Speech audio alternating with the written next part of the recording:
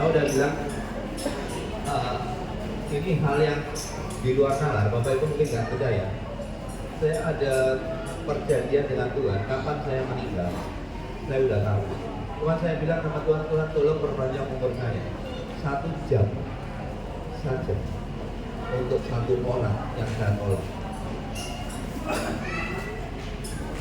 Jadi kalau saya mau hidup saya sampai di atas kurang lebih 80 tahun atau itu saya harus ngobatin orang setidaknya kurang lebih 1 juta orang. Jadi bayaran saya bukan dari manusia, tapi langsung dari Tuhan.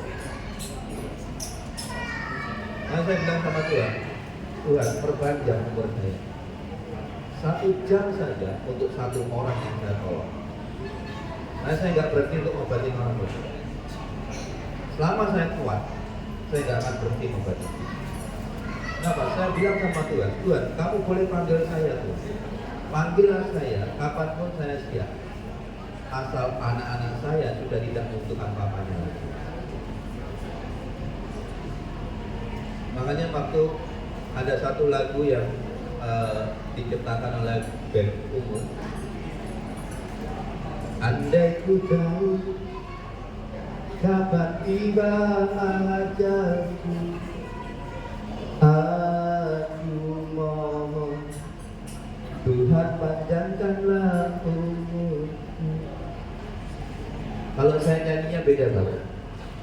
Sudah ku tahu kapan tiba ajalku, aku siap kapanpun kau panggil namaku. Jadi Bapak Ibu, dari hal ini kayaknya masih ada. terkadang orang masih sibuk ngurusin masalah dunia. Kenapa nggak diangkat aja? Yang kaya kepingin tambah kaya, apalagi orang yang punya kepingin menjadi orang kaya. Tapi dunianya dikejar, akhiratnya dilupakan. Sedangkan kalau Bapak Ibu tahu di dunia ini, ya, itu dunia cuma sementara, tapi akhirat itu yang kekal. Tahu nggak Bapak Ibu? Ya.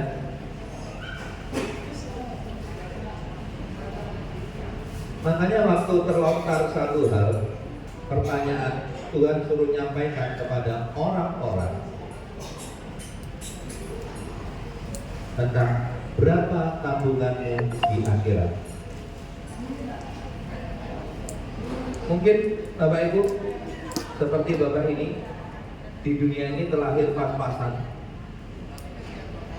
Tapi andai kata mulai hari ini begitu Bapak Ibu dengar tentang apa yang Mas Rin omongkan, Bapak Ibu sudah gak bingung lagi soal masalah dunia, tapi mulai berpikir soal bagaimana punya tabungan di akhirat. Bagaimana Mas Rin punya tabungan di akhirat? Gampang, sudah ketemu. Begitu ada orang meninggal, yang dikatakan dulu pertama kali adalah innalillahi, semoga amal dan ibadahnya diterima di sisi Tuhan. Bukan semoga mobil dan rumahnya, ya. Jadi bagaimana Mas Rin punya tabungan di akhirat tadi itu? Amal dan ibadah seperti yang Mas Rin lakukan hari ini. Ngobatin orang tanpa bayaran, amal dan ibadahnya kepada Tuhan seperti apa?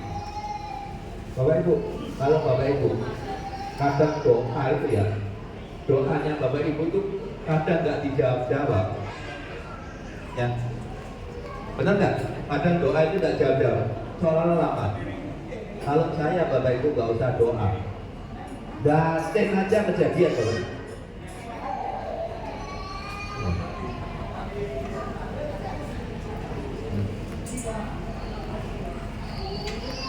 Ya.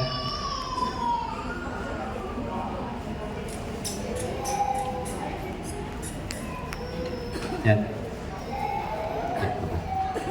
Jadi kalau saya Bapak Ibu nggak usah minta, cuman batin dalam hati kejadian Bapak Ibu. Ya, salah satunya apa? Coba ya saya katakan ya, Bapak Ibu.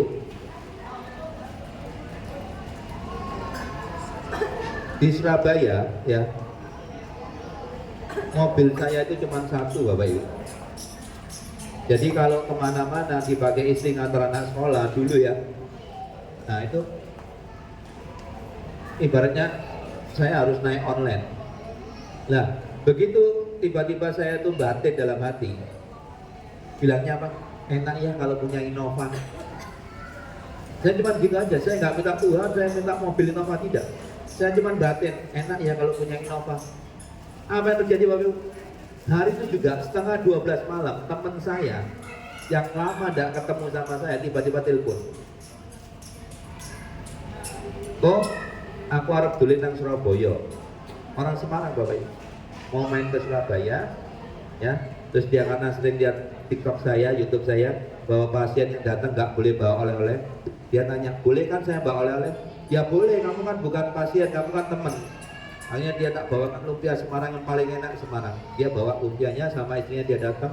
Saya ajak makan dulu ke salah satu mall. Pulang Bapak Ibu, mampir ke parkiran. Saya pikir saya nganterin dia di parkiran, ternyata Pak, kebalikan. Saya yang diantar ke parkiran. Kenapa? Karena mobil Innovanya, Innova Reborn, ya, kuncinya dikasihkan ke saya. Aku saya tanya, loh apa ini? Istri saya malah bilang, kok yo ngisi-ngisini, malu-maluin, ngasih imastrip kok yo me Innova, kok cuman Innova katanya gitu. Saya dikasih Innova Bapak Ibu, bukan dikasih becak. Yo gak malu-maluin toh ya, karena itu ada istrinya dan istrinya bilang seperti ya saya terima Bapak Ibu. Apa yang terjadi Bapak Ibu? Singkat cerita Bapak Ibu, belum 1 bulan dia telepon saya lagi. Kok kan suka mobil sedan? Oh suka. Maksudmu gimana? Saya mau punya mobil simpenan kok. Apa ya? Sedan. Dia bilang apa? Anaknya dia aja make, nggak boleh. Ini mau tak kasihkan koko, loh saya genah. Nggak usah, garasi saya nggak muat, alasannya gitu kan. Ya memang nggak muat kalau gitu kan, karena pasiennya kan banyak. Nanti kalau di rumah saya, kalau tiap kali ada pasien, itu mobil harus saya parkir lapangan dulu. Nah ternyata Bapak Ibu, dari Jakarta setir sendiri sampai rumah saya, dikasih lagi Bapak Ibu. 2 mobil saya.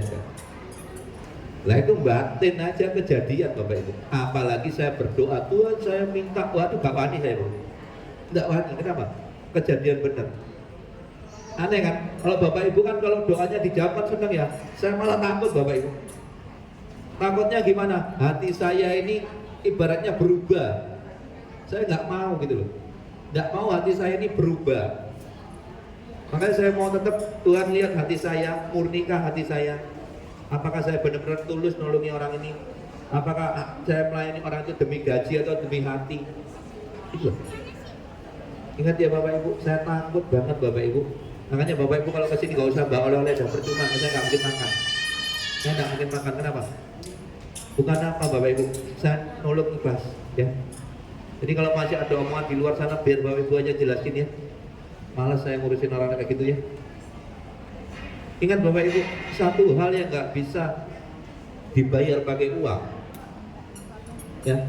Satu hal yang nggak bisa dibayar pakai uang adalah kita bisa membahagiakan atau melihat kebahagiaan kepada orang yang sudah kita tolong.